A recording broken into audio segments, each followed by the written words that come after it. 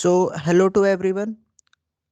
आज हमारे पास क्लास 12 का सीबीएसई का 2023 का क्वेश्चन पेपर है और एक एक करके हम इस वीडियो में सभी क्वेश्चंस को सॉल्व करेंगे। सो बिना टाइम वेस्ट करे हम स्टार्ट करते हैं। हमारे पास सबसे पहला क्वेश्चन है जो 1 मार्क्स का गिवन है।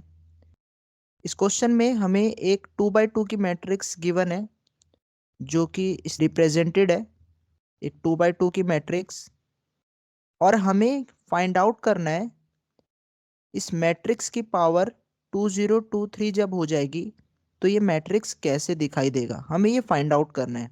ये 1 मार्क्स का क्वेश्चन है, काफ़ी इजी क्वेश्चन है।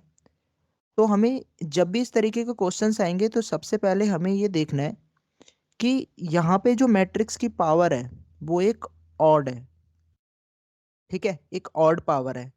तो हम यहाँ पे करेंगे क्या, क्योंकि ये ऑड पावर है तो हम चेक करेंगे कि जब ये नॉर्मल मैट्रिक्स है, ये हमारा जो नॉर्मल मैट्रिक्स ए है, इसकी पावर जब भी ऑड हो जाती है, जैसे इसकी पावर जब 3 हो जाएगी, तो ये मैट्रिक्स किस तरीके से हमें दिखाई देगा।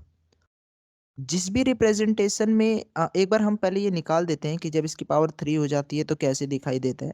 उससे हमें एक आइडिया मिलेगा कि जब ये 2023 इसकी पावर हो जाएगी तो ये एक्चुअल में कैसे दिखाई देगा, इसका हमें एक आइडिया मिल जाएगा यहाँ से। ओके, जितने भी क्वेश्चंस आते हैं इस फॉर्म में उसे सॉल्व करने का यही तरीका होता है। तो सबसे पहले हमारे पास जो मैट्रिक्स गिवन है उसकी पावर हमें 3 चाहिए। तो हम कैसे निकालेंगे, उसके लिए हमें एक ए स्क्वायर मैट्रिक्स चाहिए होगी। ठीक है, तो ए स्क्वायर मैट्रिक्स कैसे निकालेंगे, ए मैट्रिक्स और ए मैट्रिक्स इन दोनों का मल्टीप्लिकेशन होगा जो कि होगा 0 1 0 0, उसका मल्टीप्लिकेशन होगा इसके साथ। जब हम इन दोनों मैट्रिक्स को मल्टीप्लाई करेंगे तो हमारा जो रो है वो कॉलम से मल्टीप्लाई होता है।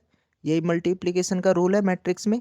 तो हमें जो आंसर मिलेगा वो यहाँ पे मिलेगा 0 0 से मल्टीप्लाई होके मिलेगा 0, और यहाँ पे भी मिलेगा 0। इसी तरीके से हम आगे कंटिन्यू करेंगे तो अगली वाली रो, मतलब ये सेम रो अब इस कॉलम से मल्टीप्लाई होगी, तो हमें जो अब आंसर मिलेगा वो मिलेगा 0 प्लस 0। सिमिलरली हर केस में हमें यही सेम आंसर मिलने वाला है। ठीक है, तो हमें जो ए स्क्वायर मैट्रिक्स है वो मिल जाएगी 0 0 0 0। ओके, ए स्क्वायर मैट्रिक्स हमारी ये आ रही है। अब जब ए स्क्वायर मैट्रिक्स है, अब हमें क्या निकालनी है, ए क्यूब मैट्रिक्स, जो कि होगी ए मैट्रिक्स और ए स्क्वायर मैट्रिक्स।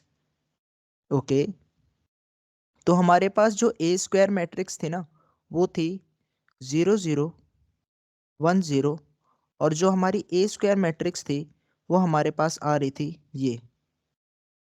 उस हिसाब से अगर हम इसे सॉल्व करें तो हमें पता है किसी भी मैट्रिक्स को अगर तुम एक ज़ीरो मैट्रिक्स, ये एक ज़ीरो मैट्रिक्स है।